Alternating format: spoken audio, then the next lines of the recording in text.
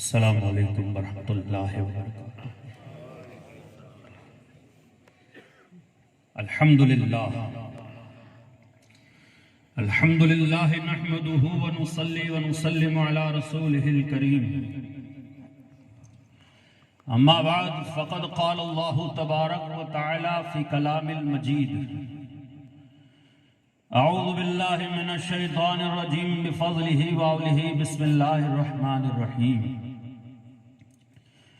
وَلَا تَقُولُوا لِمَنْ يُقْتَلُ فِي سَبِيلِ اللَّهِ أَمْوَاتٌ بَلْ أَحْيَاءٌ وَلَكِنْ لَا تَشْعُرُونَ وقال اللہ تبارک وتعالی فی مقام آخر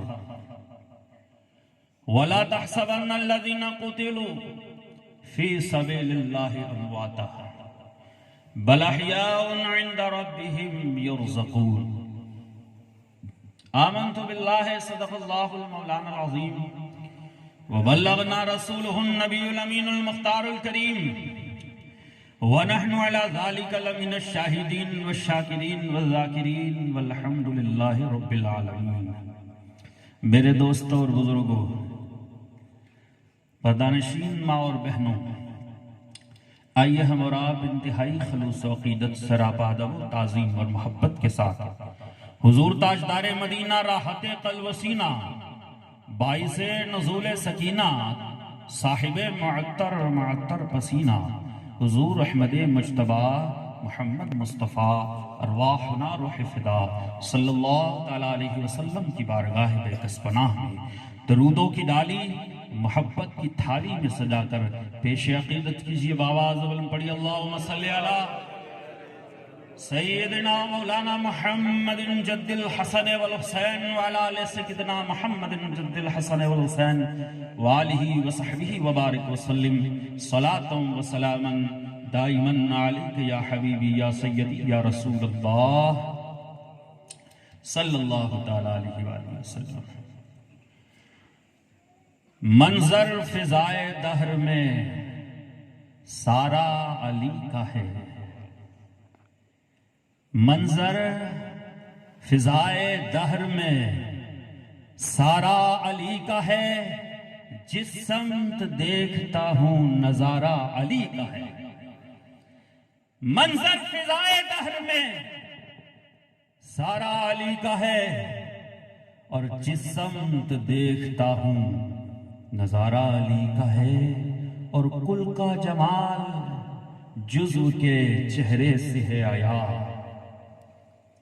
کل کا جمال جزو کے چہرے سے ہے آیا، گھوڑے پہ ہے حسین نظارہ علی کا ہے، گھوڑے پہ ہے حسین نظارہ علی کا ہے، اور آثار پڑھ کے مہدی دوراں کے یوں لگا، مہدی آخر الزمان امام مہدی علیہ السلام کی بارگاہ میں آثار پڑھ کے مہدی دوراں کے یوں لگا، آثار پڑھ کے مہدی دوراں کے یوں لگا، ارے جیسے ظہور وہ بھی دوبارہ علی کا ہے، جیسے ظہور وہ بھی دوبارہ علی کا ہے، اور منظر فضائے دہر میں سارا علی کا ہے، اور تم دخل دے رہے ہو عقیدت کے باب میں، تم دخل دے رہے ہو عقیدت کے باب میں۔ دیکھو یہ معاملہ تو ہمارا علی کا ہے، دیکھو یہ معاملہ تو ہمارا علی کا ہے، منظر فضائے دہر میں سارا علی کا ہے، جس سمت دیکھتا ہوں نظارہ علی کا ہے۔ درود پاک پڑھی اللہم صلی علی سیدنا مولانا جد الحسن والحسین وعلی آلہ واصحابہ وبارک وسلم صلاۃ وسلام علیک یا حبیبی یا رسول اللہ صلی اللہ تعالیٰ علیہ وسلم۔ آج کا دن اسلام کی ایک عظیم الشان جنگ ہے، جس کو جنگ احد کے نام سے جانا اور پہچانا جاتا ہے۔ اس سے پہلے ایک جنگ ہوئی تھی جس کا نام تھا جنگ بدر، 17 رمضان مبارک میں اسی جنگ کے متعلق آپ نے کہیں سماعت فرمایا ہوگا۔ اگر بدر آپ کے ذہن میں ہے تو احد کو سمجھنا آپ کے لیے کوئی مشکل کام نہیں۔ میرے دوست، اگر بدر کا آپ معائنہ کریں، بدر میں جنگ اتفاق سے ہوئی، احد میں جنگ بدلے کی بھاونا میں ہوئی۔ اس لیے دونوں جنگوں میں بڑا فرق ہے۔ اچانک جنگ کر لینا اور بدلے کی بھاونا میں جنگ کرنا، یہ دونوں میں بڑا فرق ہے۔ اس لیے بدر جو ہوئی تھی وہ غربت کا ماحول جو مسلمانوں کا آپ لوگوں کے ذہنوں میں ہے، اس کی وجہ یہ تھی کہ وہ اچانک ہوئی تھی۔ وہ اصل میں ایک قافلہ لوٹنے کا حکم دیا تھا اس جماعت کو، جو ابو سفیان کی قیادت میں تجارت کا قافلہ جا رہا تھا۔ کیوں لوٹنے کا حکم دیا؟ اس لیے کہ عرب میں، مکہ میں ان لوگوں کی زمین جائیداد پر ان کافروں نے قبضہ کر رکھا تھا، تو اس لیے آپ نے حکم دیا کہ ان کے قافلے کو لوٹ لیا جائے۔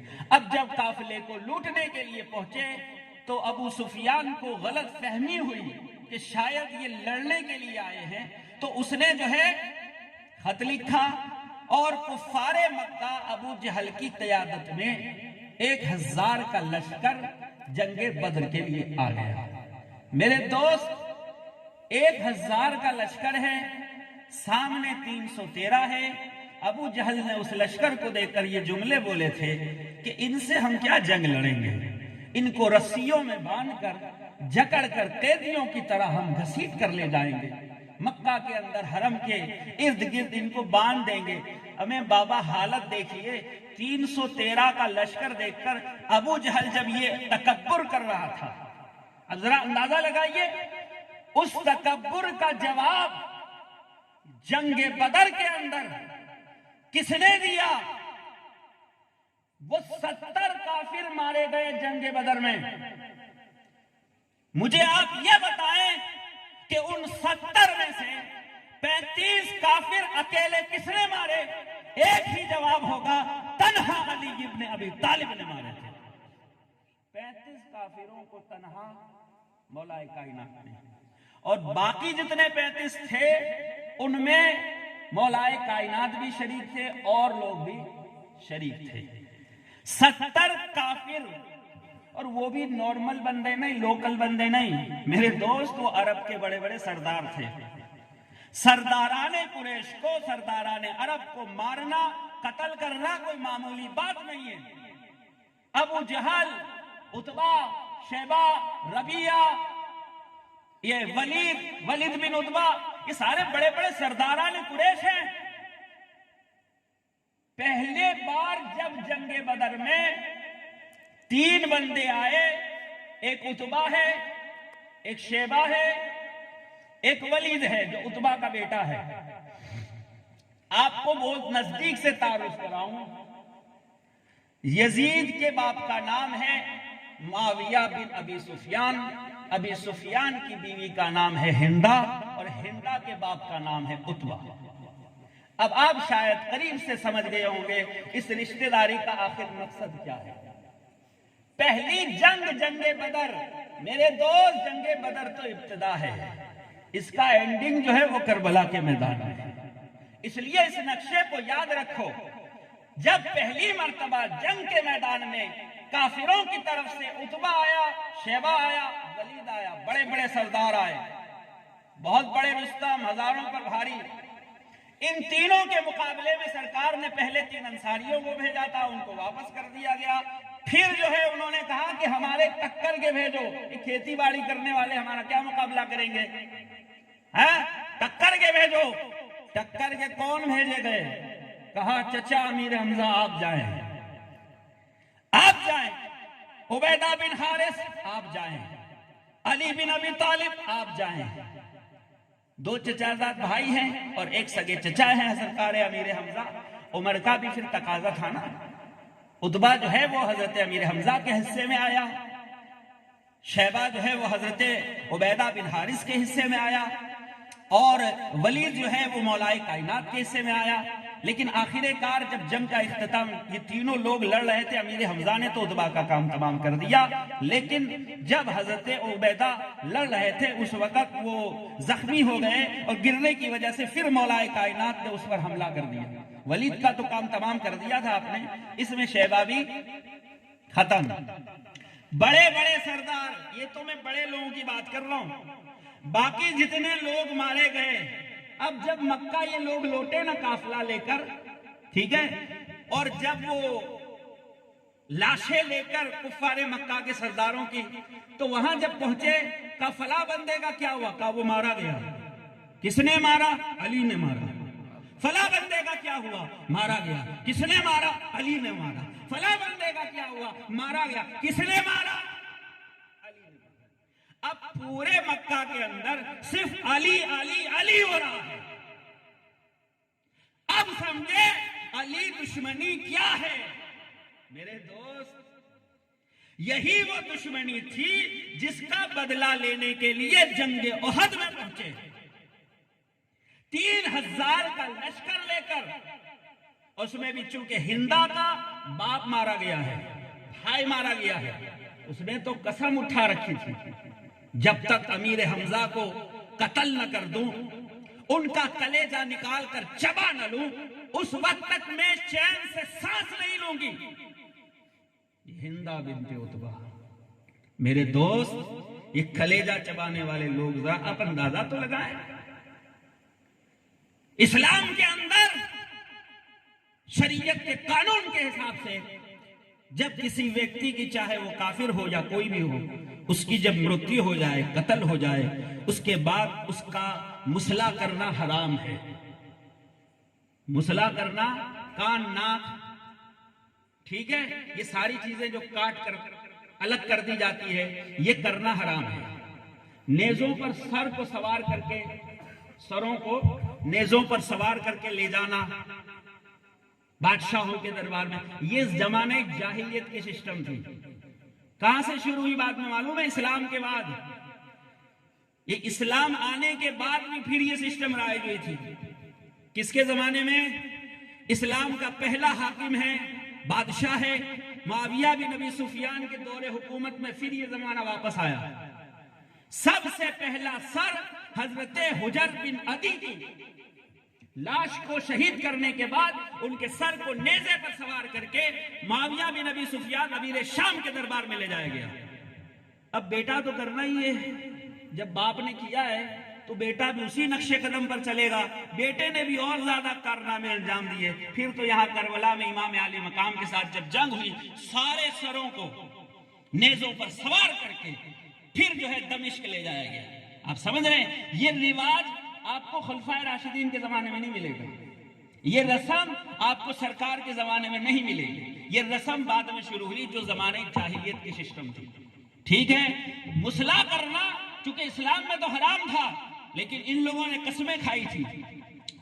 میدان احد کے اندر، جنگ احد کے اندر جب کافروں سے، اب چونکہ وہاں کیا ہوا تھا، غیب سے مدد آئی تھی، 5000 فرشتے اترے تھے، اچانک سارا معاملہ ہوا تھا نا، وہ تو سمجھ رہے تھے کہ ایک قافلے کے ساتھ لڑنا ہوگا، لیکن اچانک کیا ہوا، 1000 کا لشکر جرار آ گیا اور لڑوا دیا، اور اکیلے علی نے سب کا کام تمام بھی کر دیا۔ لیکن جب جنگ احد کا معاملہ آیا، تب تھوڑا معاملہ بالکل الگ تھا۔ معاملہ کچھ یوں تھا، صحابہ کرام کی جب صف بندیاں کی میرے آقا کریم صلی اللہ تعالیٰ علیہ وسلم نے، کسی کو میمنہ پر، کسی کو میسرہ پر، کسی کو علمبردار بنا دیا، سب الگ الگ ڈیوٹیاں آپ دے رہے تھے۔ اس وقت 50 لوگوں کی جماعت صحابہ کرام کی، جن کو ایک درے کے اوپر بٹھا دیا۔ اس سے اندازہ ہوتا ہے کہ سرکار کی جو جنگی معاملے کے اندر جو مہارت ہے، اس مہارت کا آپ اسے اندازہ لگائیں۔ سرکار نے اس درے کے اوپر، اس پہاڑ کے درے کے اوپر ایک 50 لوگوں کی جماعت کو بٹھا دیا اور فرمایا کہ سنو، جنگ کا معاملہ کچھ بھی ہوتا رہے، چاہے ہم قتل ہو جائیں، چاہے ہم جیت جائیں، کچھ بھی ہو جائے، یہاں تک کہ تمہاری بوٹیاں چیل کوے کھا کر بھی لے جائے، پھر بھی تم اپنی جگہ کو اس وقت تک مت چھوڑنا جب تک میرا دوسرا حکم نہ آ جائے۔ کیا فرمایا؟ اس وقت تک اپنی جگہ کو مت چھوڑنا جب تک میرا حکم نہ آئے، اس وقت تک مت چھوڑنا۔ 50 لوگوں کی جماعت چلی، چونکہ سرکار کو یہ معلوم تھا کہ یہ لشکر جو ہے وہ پیچھے سے آ سکتا ہے اور حملہ کر سکتا ہے، اگر ذرہ برابر بھی انہوں نے غفلت کی تو جنگ کا پورا پاسا پلٹ سکتا ہے۔ ہوا بھی یہی کہ جب جنگ کے اندر مولا کائنات اپنی تلوار لہراتے ہوئے، حضرت سرکار سیدنا امیر حمزہ رضی اللہ تعالیٰ عنہ اپنی تلوار لہراتے ہوئے، اور دیگر جتنے بہادر جلیل القدر صحابہ کرام ہیں وہ اپنی اپنی تلواروں کو لہرا کر جنگوں میں مصروف تھے، اور حال بھی یہ ہوا کہ جنگ جیت کے قریب آ چکی تھی، فتح بالکل قریب نظر آ رہی تھی۔ 3000 کا لشکر جرار ہے میرے دوست، اور مسلمانوں کی جماعت 700 کے قریب تھی، کیونکہ 1000 کا لشکر تھا۔ اس میں عبداللہ ابن ابی نے اپنے 300 منافقین کو، ہے نا 300 لوگ تھے، ان کو لے کر کے نکل گیا، کہا ہماری بات نہیں مانی، ہم کہتے تھے مدینہ میں لڑو، یہ بچوں کی بات مان کر اب میدان میں نکل آئے ہو، اب ہم آپ کے ساتھ رہ کر کے اپنے جان مال کا خسارہ منظور نہیں کر سکتے۔ کل بھی منافق کی یہی سوچ تھی، آج بھی منافق کی یہی سوچ ہے۔ میرے دوست، اسی سوچ نے برباد کر کے رکھا ہے لوگوں کو۔ جان مال کا خطرہ نہیں، ہم 300 لوگ جا رہے ہیں، یہ پہلے بھی نکل سکتا تھا، وہاں بیچ میں آ کر کیوں نکلا؟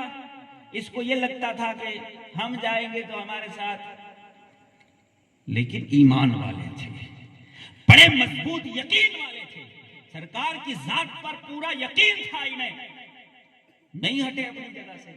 700 تو بڑے استقلال کے ساتھ جنگ کے میدان میں ڈٹے رہے، لیکن اچانک کیا ہوا؟ کافروں کو دوڑاتے ہوئے، ہکالتے ہوئے مسلمان آگے جا رہے ہیں، کافروں نے بھاگنا شروع کر دیا۔ اب ظاہر سی بات ہے، سرکار امیر حمزہ ہیں، مولا کائنات، بڑے بڑے مسلمانوں کے اندر بہادر صحابہ کرام ہیں، سب لڑ رہے ہیں، تو یہ جو ہے کافروں نے بھاگنا شروع کیا، بھاگو، اب اس کے علاوہ کوئی اور چارہ نہیں۔ اب جب وہ بھاگ رہے تھے، نیچے مسلمان جو تھے انہوں نے کیا سمجھا؟ جنگ ختم، بھئی جنگ تو فتح ہو گئی، جنگ جیت گئے، کہا کیا کیا جائے؟ کہا مال غنیمت، ٹھیک ہے نا، مال غنیمت جتنا اکٹھا کرو اور سب پہ بانٹنا شروع کر دو، مال غنیمت۔ اب جب یہاں مال غنیمت تقسیم ہو رہا تھا، اوپر بیٹھے ہوئے جو 50 لوگ تھے درے پر، انہوں نے سوچا کہ اگر ہم یہی بیٹھے رہے تو پھر تو سارا کمال ختم، پھر ہمارے حصے میں کیا آئے گا؟ بہتر یہ ہے کہ اب ہم اتر جائیں۔ بولے سرکار نے حکم فرمایا ہے، بولے سرکار نے تو اس وقت حکم فرمایا تھا، اجتہاد، اسے کہتے اجتہاد، کیا سرکار نے تو اس وقت یہ حکم فرمایا تھا کہ جب ہمیں جنگ میں شکست ملے، لیکن اب تو ہم جیت چکے ہیں، اب ہمیں اوپر رہ کر کیا فائدہ؟ لیکن سرکار کا ابھی دوسرا آرڈر نہیں آیا تھا، آرڈر آئے بنا وہ لوگ 50 کے 50 درہ چھوڑ کر نیچے آ گئے، مال غنیمت کی تقسیم میں مطلب جو ہے وہ تقسیم کے اندر لگ گئے۔ یہاں مال کی تقسیم چل رہی تھی، وہاں خالد بن ولید بڑے دور اندیش تھے، دور سے ہی بندے نے دیکھ لیا تھا یہ لوگ کیا کرنے والے، وہ تو چونکہ گھوڑ سواروں کے امیر تھے، انہوں نے دیکھ لیا تھا کہ یہ لوگ جیسے ہی اتریں گے ہم سیدھے پیچھے سے حملہ کر دیں گے۔ وہاں یہ لوگ اترے، یہاں سے انہوں نے پیچھے سے آ کر مسلمانوں کو دوڑانا شروع کیا، سمجھ رہے نا، یہاں سے دوڑا رہے، آگے بھی کافر ہے، پیچھے خالد بن ولید کا لشکر ہے، ادھر سے بھی دوڑا جا رہا ہے۔ اب ادھر کے کافروں کو پتہ چل گیا نا خالد بن ولید اتر چکے، اب ادھر کے کافر بھی واپس پلٹ کر آ گئے۔ اب سمجھ رہے ہیں سچویشن، دیکھیے کیا بن گئی۔ ادھر سے بھی کافر ادھر سے بھی کافر، مسلمان دونوں کے بیچ میں پیس گئے. سمجھ رہے ہیں آپ؟ دونوں کے بیچ میں پیس گئے. 70 لوگ. اب دیکھیے نا، 700 کے قریب تھے، اس میں بھی قریب 630 کے قریب بچ چکے تھے. اب اتنے لوگ ہیں، اتنا ہزاروں کا کافروں کا لشکر ہے. ظاہر سی بات ہے کہ ایسی سچویشن، وہ تو چونکہ جنگ کے موڑ میں ہی نہیں تھے نا، مال تقسیم کر رہے ہیں. اب ایسی سچویشن میں اچانک حملہ ہو جائے تو بندے کے اوپر کیا گزرتی ہے؟ اب آپے سے سارے باہر ہو گئے، اچانک جیسے تیسے جنگ لڑنا شروع کر دی. پھر کیا ہوا؟ یہاں تک کہ راوی لکھتے ہیں کہ مسلمان کو قتل کرنے لگے. انہیں یہی اندازہ نہیں ہو رہا تھا کہ اس میں کافر. بھگدڑ مچ گئی تھی پوری، ہے نا؟ تو اب آپس میں لڑائی شروع ہو گئی. اب کچھ اندازہ نہیں آ رہا ہے کہ اب کیا ہوگا. اسی دوران کے اندر حضرت سرکار امیر حمزہ کی بھی شہادت ہوئی. وحشی کو تیار کر کے لائی تھی امداد. ٹھیک ہے، تم اگر امیر حمزہ کو قتل کر دو تو میں تمہیں آزاد کروا دوں گا. اب وہ وحشی بڑا تیر انداز تھا، وہ جو ہے نا چھوٹا نیزہ آتا ہے، وہ چلانے کا بڑا ماہر تھا. اس نے نیزہ لے کر وہ امیر حمزہ کی تلاش میں تھا. اب اسی بھگدڑ کے ماحول میں اچانک اس کی نظر پڑی امیر حمزہ پر. جیسے ہی آپ قتل کے لیے جھکے، آپ کی زرہ کھلی، فوراً اس نے وہ نیزہ جو ہے وہ چلا دیا، آپ کے پیٹ کے اندر لگا، سیدھا پشت سے باہر نکلا، پیچھے سے پیٹ سے باہر نکلا. ذرا آپ اندازہ لگائے ایسی سچویشن میں سرکار امیر حمزہ آپ آگے بڑھے، لیکن اب سکت نہیں ہے کھڑے رہنے کی. اب آتاب نہ لا سے زخم کی، فوراً زمین پر تشریف لائے. اب ایسے بھگدڑ کے ماحول میں اچانک کیا ہوا؟ کسی بدبخت نے، شیطان لعین نے حضور پاک صلی اللہ علیہ وسلم، اس نے ہاتھ میں پتھر لیا اور دیکھ لیا سرکار وہاں کھڑے. کسی سے پوچھا اس میں محمد کون ہے؟ کہا یہ ہے فلاں ہے. فوراً پتھر اٹھا کر سرکار کے اوپر مارا. سرکار کے دندان مبارک اوپر اور نیچے تھوڑے تھوڑے، پورے دانت نہیں، تھوڑے تھوڑے کٹنگ ہو گئے، شہید ہو گئے. چہرہ زخمی ہو گیا، یہاں تک کہ 2 کیلیں جو ہے وہ سرکار کے رخسار مبارک کے اندر گل گئے، اندر گھس گئی. بڑا زخم ہوا. سرکار کے پیر زخمی ہو چکے ہیں، پورا بدن زخمی ہو چکا ہے، چہرہ مبارک لہو لہان ہو چکا ہے. اب سرکار حضور پاک صلی اللہ علیہ وسلم کو جب یہ زخم لگا، اور فوراً کھڈا جو تھا وہ قریب میں ہی تھا، وہ منافقین نے بنا رکھے تھے، وہ گڈھے کے اندر سرکار تشریف لائے. اب سچویشن بگڑ گئی. اب ایک طرف تو یہ مال غنیمت کا مسئلہ تھا، اب سچویشن یہ ہوئی کہ کسی شیطان نے یہ خبر پھیلا دی کہ معاذ اللہ حضور پاک شہید ہو چکے. کسی نے خبر پھیلا دی، ماتا محمد، معاذ اللہ سرکار شہید ہو گئے. جیسے ہی یہ خبر پھیلنے لگی، اب مسلمانوں کے حوصلے بس. اب یہاں سے امتحان کی گھڑی شروع. میرے دوست، عشق رسول کے دعوے کرنا بڑا آسان ہوتا ہے. جب وقت آئے تو اس وقت وفاداری کے ساتھ اس جگہ پر کھڑے رہ کر کے وفاداری نبھانا یہ بڑا مشکل کام ہوتا ہے. اس وقت جب چاروں طرف سے جب یہ خبر پھیل گئی نا، تو مسلمانوں نے یہ کہنا شروع کر دیا، جب سرکار ہی تشریف لے جا چکے ہیں تو اب ہمیں لڑ کر کیا فائدہ؟ جنگ بند کر دی جائے. تو لوگ جنگ سے بھاگنے لگے. اکیلا، خدا کی عزت کی قسم کھا کر کہتا ہوں، ایک اکیلا میدان احد میں ایک علی ہے جس نے یہ سوچا کہ جب سرکار زندہ نہیں رہے تو مجھے زندہ رہ کر کیا فائدہ، جب سرکار شہید ہو چکے تو ہمیں بھی ان کے نام پر جان قربان کر دینی چاہیے. جیسے ہی اب دیکھیے سچویشن کیا ہوگی پتہ ہے؟ حضور پاک صلی اللہ علیہ وسلم کو پہاڑ کی ایک کوہ کے اندر لا کر سرکار تشریف فرما ہوئے. کافروں نے دیکھ لیا، معاذ اللہ حضور اکیلے ہیں بستر ہجرت پر.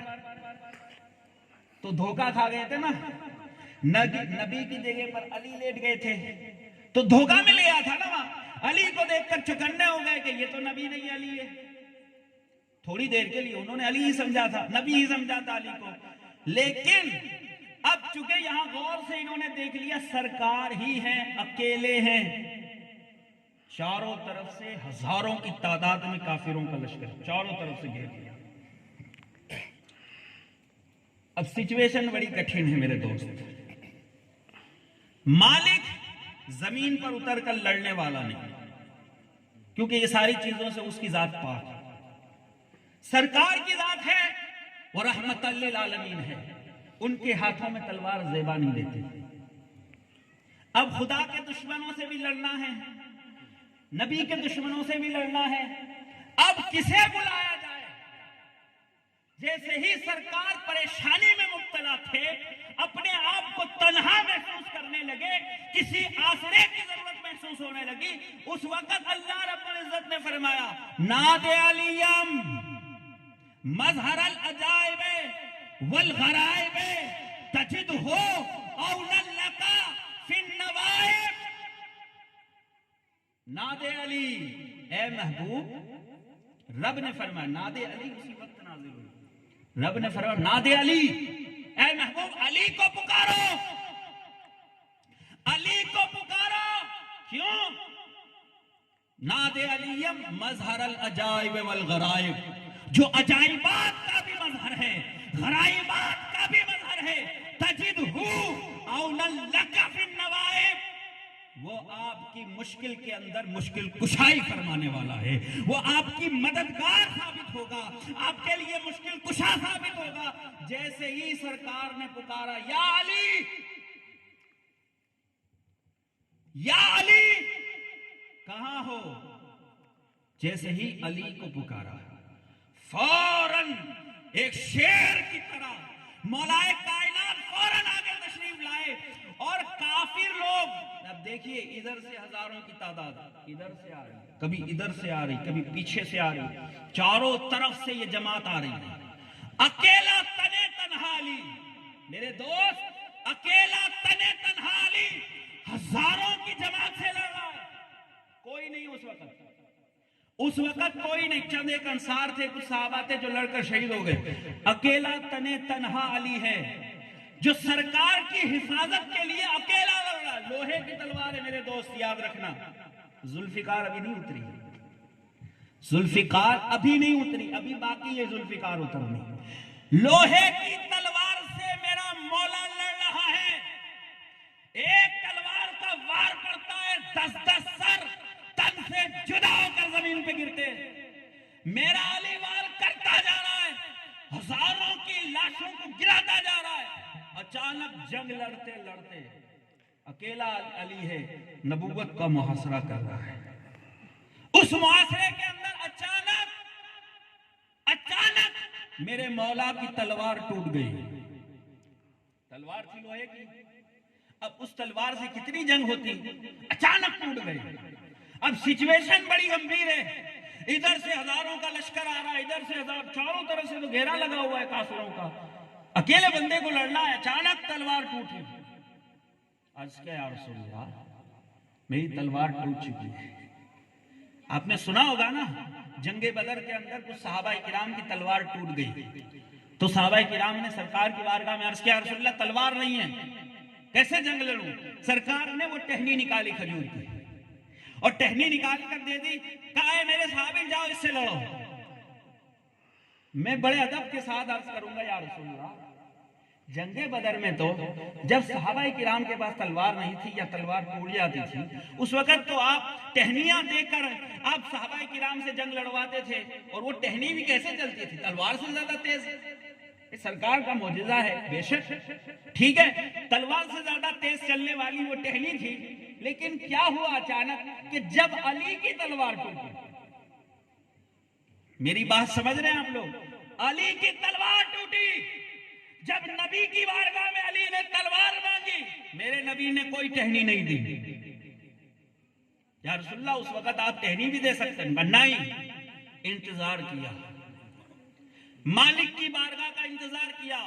وہاں سے کیا حکم آتا ہے؟ جیسے ہی سرکار نے اپنا چہرے انور اوپر کیا، اسی وقت جبریل امین فوراً ذوالفقار حیدری لے کر یہ قصیدہ پڑھتے ہوئے آ رہے تھے، شاہ مردہ شیر یزدہ قوت پروردگار لا فتح الا علی لا سیف الا ذوالفقار۔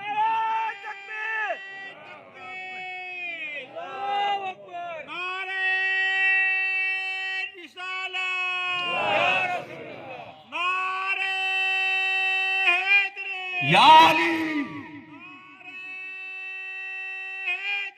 یا علی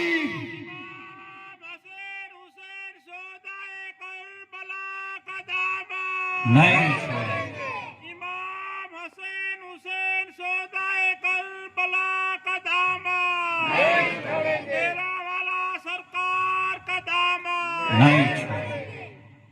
علی کے نام کا چرچا بہت ہے میرے دوست، مجبوری یہی ہے، علی کے نام کا چرچا بہت ہے، منافق بھی مگر بہرا بہت ہے، مگر ہوتی ہے جب حوروں کی باتیں، مگر ہوتی ہے جب حوروں کی باتیں، یہی بہرا ہے جو سنتا بہت ہے، سمجھے؟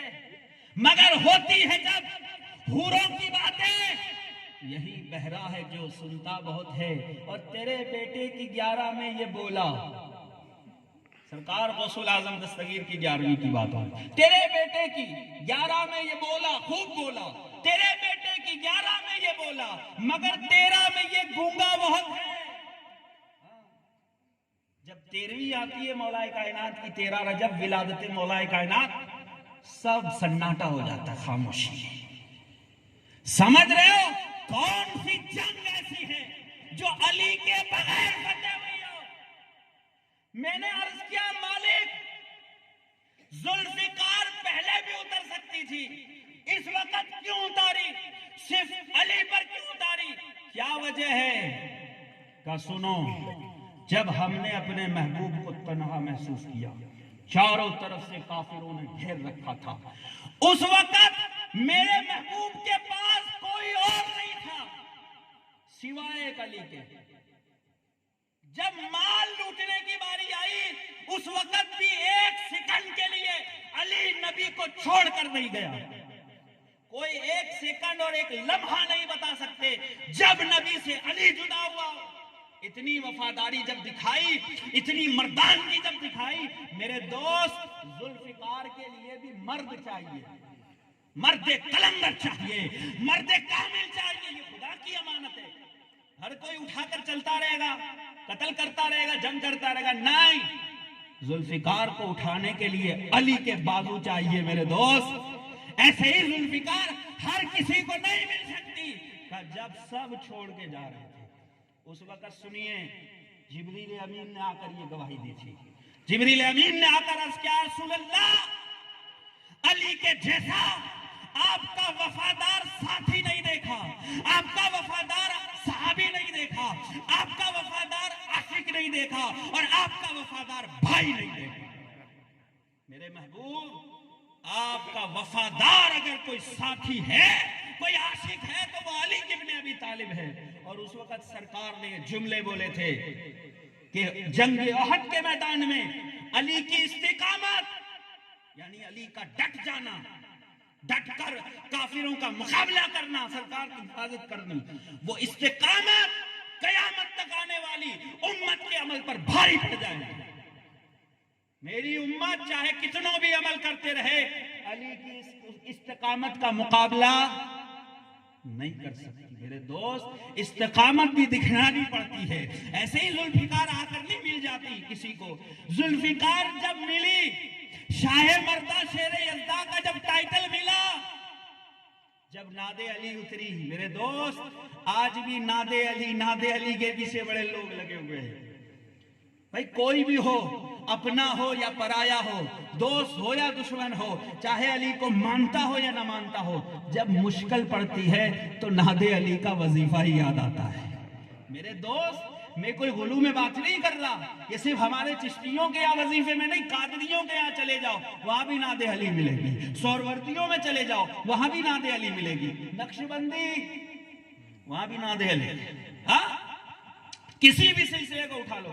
ہمیں اتنے بڑے امام حضرت علامہ جامی علیہ رحمہ نقشبندیوں کا شہنشاہ ہے، نقشبندیوں کا امام ہے، امام جامی، آپ سمجھتے ہیں نا، نام تو سنا ہوگا علامہ عبد الرحمن جامی کا، وہ لکھتے ہیں، یہ نقشبندی کی زبانی بول رہا ہوں، چشتی نہیں بول رہا، نقشبندی بول رہا ہے، کیا بول رہا ہے؟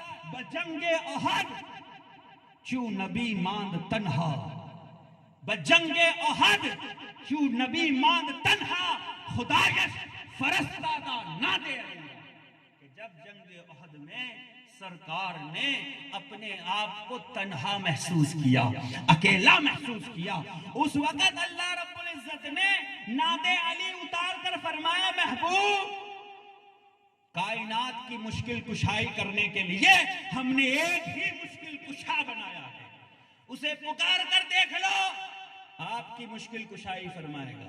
یہ تو جنگ احد کا واقعہ لکھا ہے حضرت عبد الرحمن جامی نے، لیکن حضرت غوث زکریا ملتانی، حضرت غوث گوالیاری رحمت اللہ علیہ جو سلسلہ شتاریہ کے بڑے عظیم بانی ہیں ہندوستان کے اندر، انہوں نے کتاب لکھی ہے وظائف کی، اس کے اندر نعت علی کے متعلق انہوں نے لکھا ہے کہ نعت علی جنگ تبوک میں اتری تھی، یہ بھی ایک روایت ہے، جنگ احد والی بھی ہے، نعت علی جنگ تبوک میں اتری تھی، اس وقت مولائے کائنات حضور پاک کے ساتھ نہیں تشریف لے گئے، جب علی مدینے میں تھے، سمجھ رہے ہیں آپ، اس وقت جب سرکار نے فرمایا تھا علی تمہاری مثال میرے نزدیک ایسے ہی ہے جیسے موسیٰ کے نزدیک ہارون کی تھی، میرے دوست سمجھ رہے ہو، یہ مثال ایسے نہیں دی جا رہی ہے، موسیٰ علیہ السلام کو جب اللہ تعالیٰ نے فرعون کے مقابلے میں بھیجا، کہا مولا یہ فرعون ہے، اس کے مقابلے میں مجھے اکیلا بھیج رہا ہے، کہا موسیٰ کیا چاہیے؟ کہا مجھے مددگار کی حیثیت سے میرا بھائی چاہیے، میرا مددگار چاہیے، بولے کسے مددگار بنایا جائے؟ کہا میرے بھائی کو، ہارون کو، اسے نبوت کی صلاحیت دی جائے۔ میرے دوست موسیٰ بھی جب فرعون کے مقابلے میں آئے تو انہیں بھی ہارون کی ضرورت پڑتی ہے۔ میرے دوست یہ کافروں کے مقابلے میں جب چاروں طرف کفار و مشرکین نے بائیکاٹ کر دیا ہے، سارا سماج ان کے مقابلے میں کھڑا ہے، اکیلا تنہا رسول اللہ کی ذات ہے، اب اس وقت ضرورت تو پڑے گی کسی مشکل کشا کی، کسی شیر خدا کی۔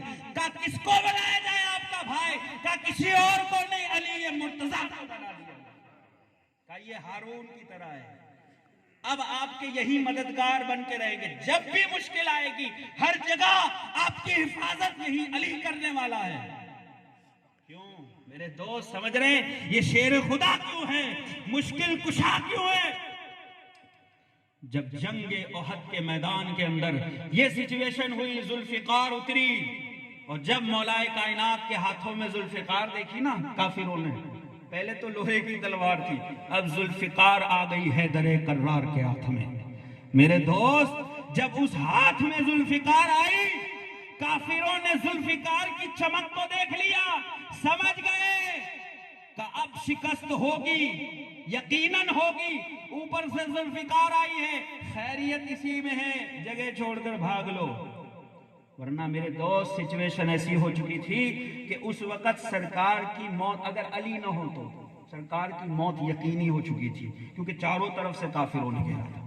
یہاں تک کہ جب سارے کفار پلٹ گئے، اس وقت سرکار حضور پاک کا ہاتھ پکڑا، اور ہاتھ پکڑ کر دیکھیے میری طرف دیکھیے، سرکار کا ہاتھ پکڑا اور پکڑ کر سرکار کا ہاتھ پکڑ کر، جنگ احد کی بات کر رہا ہوں، سرکار کا ہاتھ پکڑ کر علی نے بلند کیا اور کہنے لگے ھذا محمد، ھذا محمد، ھذا محمد۔ کیا کیا؟ یہ ہے محمد، یہ ہے محمد، یہ ہے محمد الرسول اللہ۔ ابھی تک حیات ہے، لوگ سمجھ رہے تھے شہید ہو چکے، جیسے ہی سرکار کا حیاتی دیکھی، زندگی دیکھی، سارے لوگوں کے چہرے پر خوشی آ گئی۔ اب اس کا بھی بدلہ دیا، کب بدلہ دیا؟ کہ علی حل جزاء الاحسان الا الاحسان، ہر احسان کا بدلہ احسان سے دیا جاتا ہے۔ کہ کیا احسان ہے؟ کہ جب غدیر خم کا میدان ہوگا، 1.25 لاکھ صحابہ کے مجمع ہوگا، اس مجمع کے اندر تاجدار کائنات نے سب کو کھڑا کیا، منبر لگایا، منبر لگا کر علی کا ہاتھ پکڑا، پکڑ کر فرمایا من کنت مولا فہذا علی مولا، فہذا علی مولا، فہذا علی مولا۔ سن لو، آج کے بعد جس کا میں مولا ہوں سب کے علی مولا، جس کا میں مولا ہوں اس کے علی مولا ہے۔ کسی جنگ میں بھی دیکھ لو، اگر مین آف دا وار اگر کسی کو آئیڈیل دیا جائے تو وہ صرف مولا کائنات کی ذات ہے۔ مولا کے بغیر کوئی جنگ فتح نہیں ہو سکتی۔ ہر مشکل کی آسانی کا بس ایک ہی وظیفہ ہے، یا علی مدد۔ بس یا علی کو پکارتے رہو، چاہے کسی بھی حالات میں ہو۔ دشمنی، آپ کی مشکل آسانی ہو جائے گی۔ کسی اور کا نام غلطی سے بھی مت پکارنا۔ اس لیے کہہ رہا ہوں، اس لیے کہ یہ فیلڈ کسی اور کا ہے۔ جس کا فیلڈ ہے اس کا نام پکارو گے تو مدد ملے گی، غلطی سے کسی اور کا پکار دیا تو پھر لعنت ملے گی۔ بات مختصر سے سمجھ لو۔ وآخر دعوانا ان الحمدللہ رب العالمین۔